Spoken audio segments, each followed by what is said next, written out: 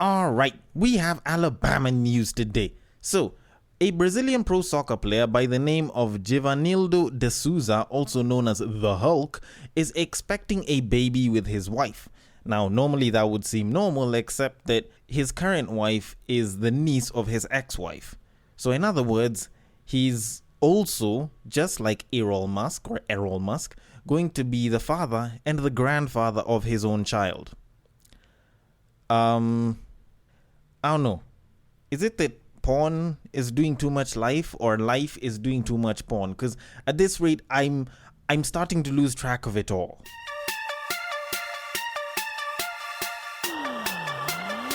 Get ready for the battle of the sexes.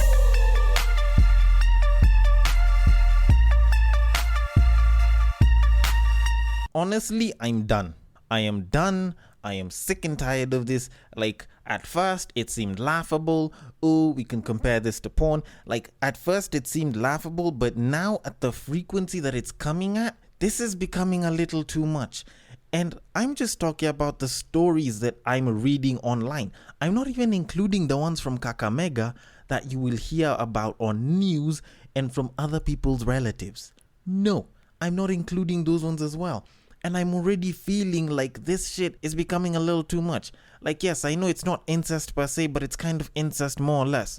Because, till death do us part and shit. But why is it that fathers are choosing to become grandfathers? Like, I think the most weird one that I had read about not too long ago was about how some guy's baby mama had cheated on him with his grandfather, and he was going to be the stepfather to his grandfather's kid.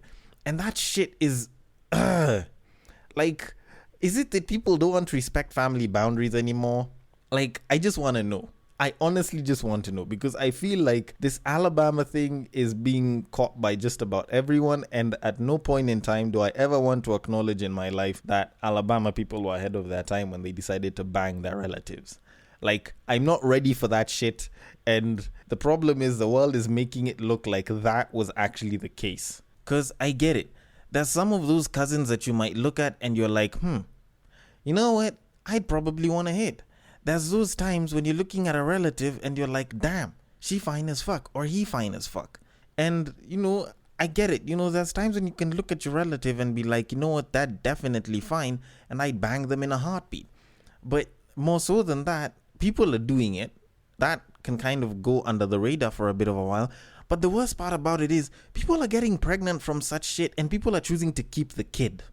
Like, do people not know the genetic ramifications of that shit? Do they not know the social ramifications of that shit? Or do they just not care?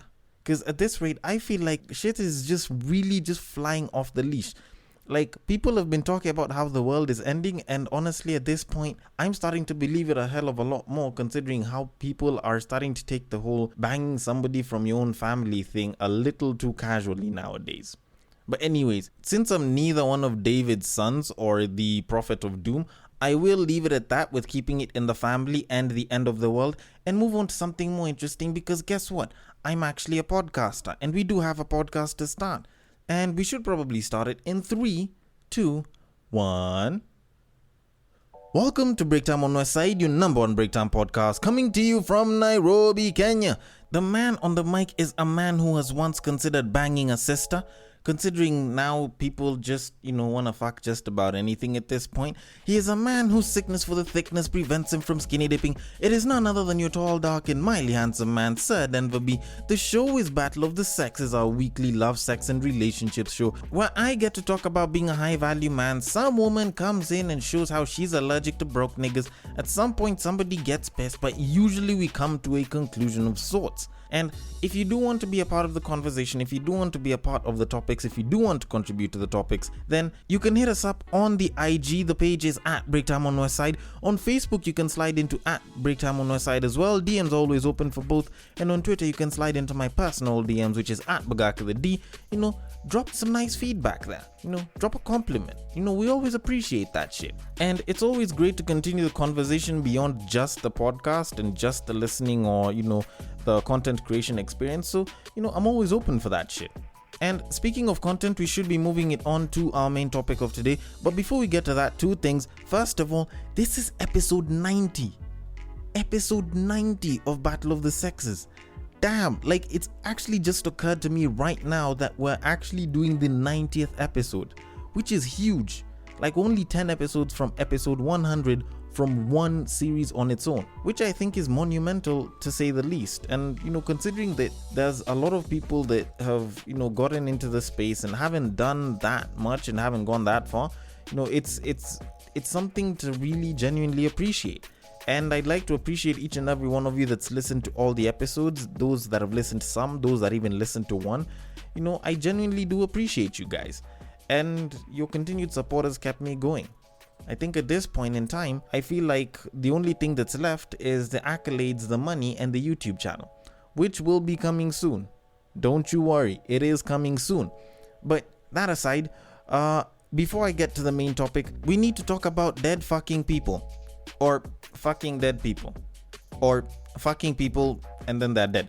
I don't know. Like, let me just break this down for you real quick. So, Huda Monroe, a Kenyan socialite, had come out not too long ago, sometime last week, to give a bit of an RIP speech on her IG stories. Now, the person who happened to have passed away last week that was, worthy of such was none other than our president Uhuru Kenyatta's lawyer, known as Evans Monari.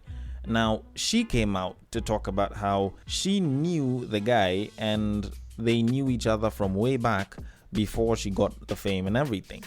And people were busy wondering why she's making it about her, because she was talking about how this guy knew her, when she was the real Huda before the fame and the money and everything. And I'm just sitting back thinking, like, we get it. He was one of your first clients. Like, we won't judge you for that shit, but you don't have to put it up online for all of us to know. And that's what makes it kind of sad, because this guy's kids probably shouldn't have known this shit. Hell, this guy probably made sure that his family didn't know that shit. And guess what? You just let it out there that y'all were probably fucking. And don't get me wrong, like, it seems heavily presumptuous for me to say that. Because, he's a really old guy. This babe is definitely in her 30s. She shot to fame somewhere in the ballpark of around 10 years ago. And, before then, she was probably within her teens, early 20s and shit. And, well, that must have been a very unripe time for this guy who had been having money for quite a long time to go sit with a not so famous babe and be like, you know what, I'd like for us to be friends. Like, it seems heavily presumptuous, right? So I figured, you know what, it's probably nothing. I'm probably overreacting at the fact that this guy and this woman probably used to smash, and she was one of his first customers, and that's wrong. That's wrong. You definitely shouldn't be thinking that. Always have positive thoughts. So we probably shouldn't be thinking this ill of a guy that was in his prime time making good money from, the first family, or a woman that was quite beautifully in her prime of her looks. They were probably just friends.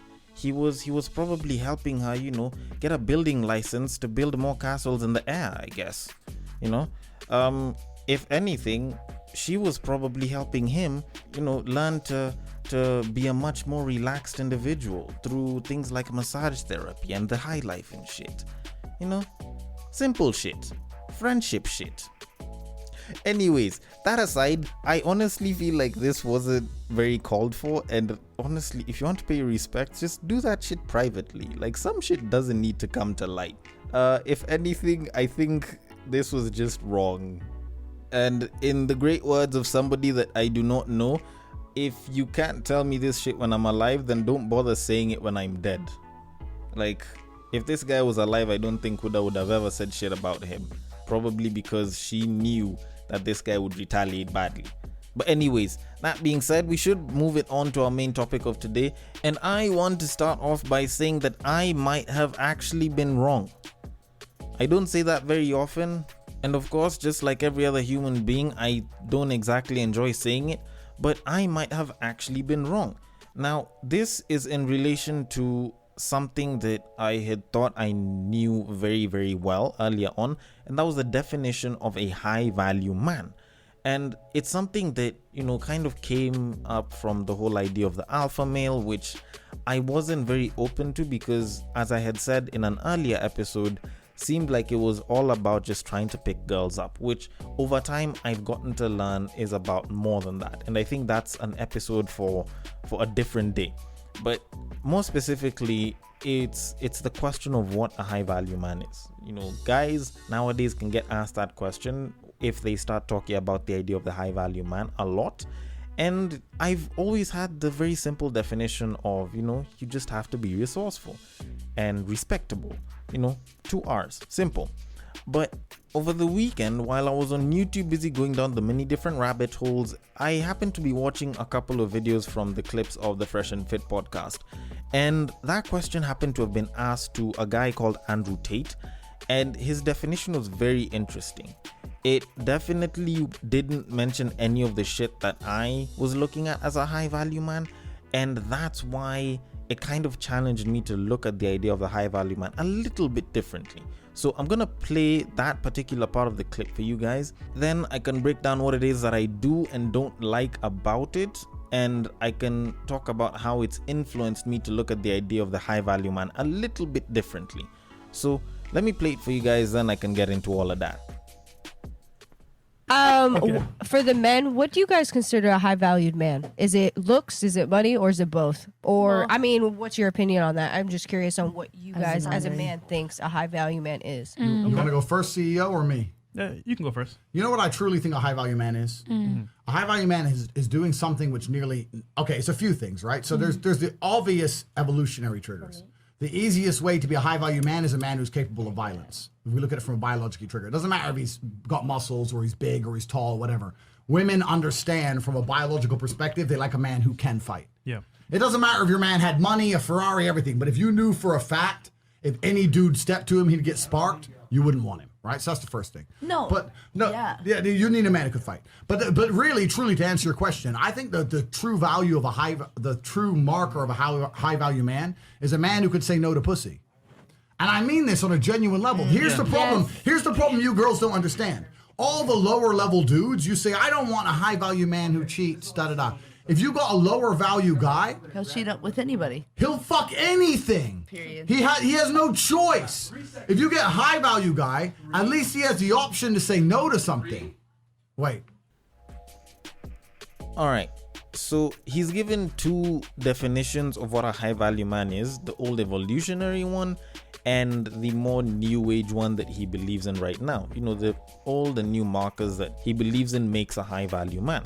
And much as I'd agree with him, I heavily disagree with both of those. Because if you do look at it through olden times, then yes, you could say that violence was some sort of an indicator, but I wouldn't necessarily call it violence. Because yes, you'd look at it from like back in the old cultural days, even for us Africans, at least as far as maybe the fabled stories were given to us, sometimes for you to get the prize girl, the finest girl in the village, you'd probably have to be strong, and you might have to win a bunch of guys in a wrestling match. And that would happen from time to time. And the more you'd win, the more of a winner you looked and you were, the better the chances that you'd have of you to get the most beautiful girl in the village or in the tribe. And that makes a lot of sense. It shows how violence was a marker of being a high value man. But to use the better phrase that Jordan Peterson uses, which a lot of people are against but is true, aggression is a much better indicator than violence. Because while you could fight, and while in some cases you'd say people would fight, to get with a girl and, to get this prized woman, at least as far as the storybooks of our culture went, I don't think that was necessarily the case. Because, if it was violence, then essentially any man that would go and beat up every other guy would probably have a better chance with a woman, which I don't think is necessarily the case. But if you find that all of these guys were trained and, they were trained to be warriors, and whenever the time came to fight, they would fight, essentially they'd have the potential for aggression, and they would be aggressive when they needed to be aggressive. And I think that's a much better indicator. Although, considering that this guy has a background in kickboxing and has been a kickboxing champion and has been in the martial arts for quite a bit of a while, it does make sense why he'd feel that way. But now, when you move on to the next bit, which is the denial of pussy, I think that's kind of why I totally disagree with him. I don't think it's denial, I think it's just being more selective. Because when you think about it, if a guy has worked his ass off from the time he had nothing to the point where he has everything, he's wanted girls, but he's either been rejected or he hasn't had a chance, probably because he's too busy or some shit, and all of a sudden all of these babes want to bang him. You know, it's kind of like the kid that always wanted to get that new pair of Nikes, that original pair, and they saved up every penny and they were unable to get or they'd get one pair and they'd use them for everything for like 2 years until they were done. Once they become a millionaire, what do you think they're going to do? Like, they're gonna go and spoil themselves with Nikes. They're gonna go and buy Nikes for everything. And that's probably the same thing that'll happen to a lot of guys that have wanted to get with a lot of babes, or even with one particular babe, for a very long time. Because it's not like you'll find one guy will crush on one babe for all of his life and say, you know what, I don't want anyone but her. If there's a guy that's doing that and he's in his teens, you know, I'd rather smack him with reality.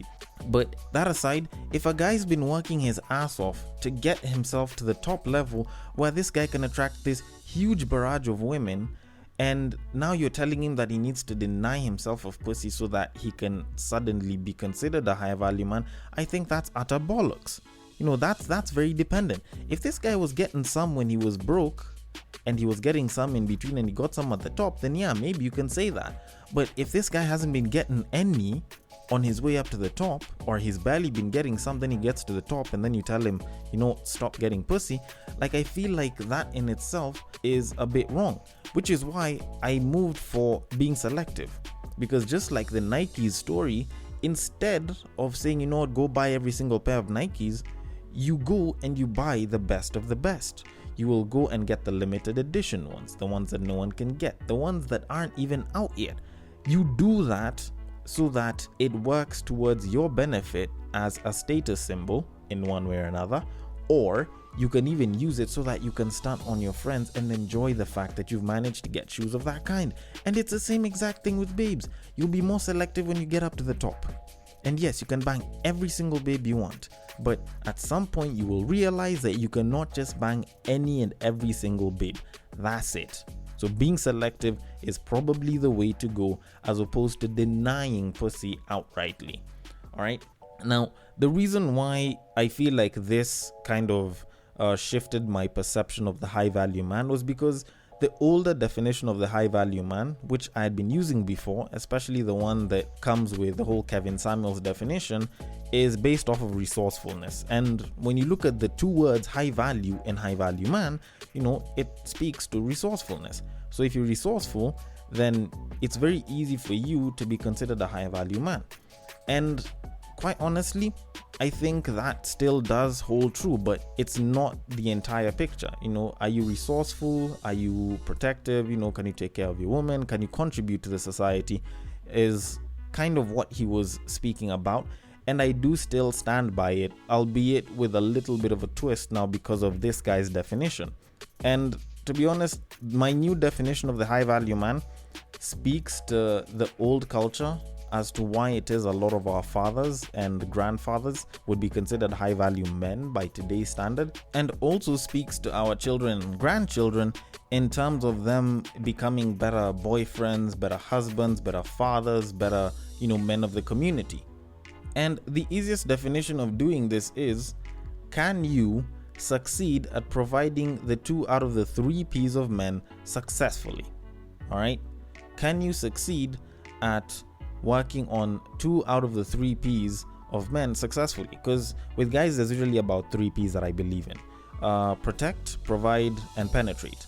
You know, it's 3 of those P's. So essentially, if you can protect and provide, then you are doing it big. Okay? Because it still speaks to the aggression that a lot of men have, which is evolutionary, which still holds true today. I think, you know, having the monster inside of you but keeping them locked and controlled is a good thing to have as a guy. And if you can provide and you're resourceful enough, you know, it still does speak to the potential. And more so than that, it does provide the financial stability and security, which ensures that your wife and your kids, and probably even your grandkids and great grandkids, depending on how resourceful you become, are well taken care of. And in essence, I think those are the most standard ways of determining a high value man. It's what proved that some of our fathers, even though they weren't making that much, still managed to get their wives, our mothers. It explains why some of our grandfathers, even though they weren't doing that much, even though they weren't balling, even though they weren't moving in the Rolls Royce of back in the day, they still managed to get some of our grandmothers. And at this point, now is when people will be like, what about the third P? What about the penetrate? And honestly, I think that's the most variable out of the three. By all means, I'm not saying that, being shit in bed is okay for a high value man. I think you knowing how to please your woman is great, and it's something that you definitely should have. But the reason why I'm not including it and making it an entire 3Ps thing is because people look at sex differently, and people's outlooks on sex are very, very variable. There's people who've been brought up in polygamous homes that believe in having more than one wife. There's people who've been brought up in monogamous homes that believe in having only one wife.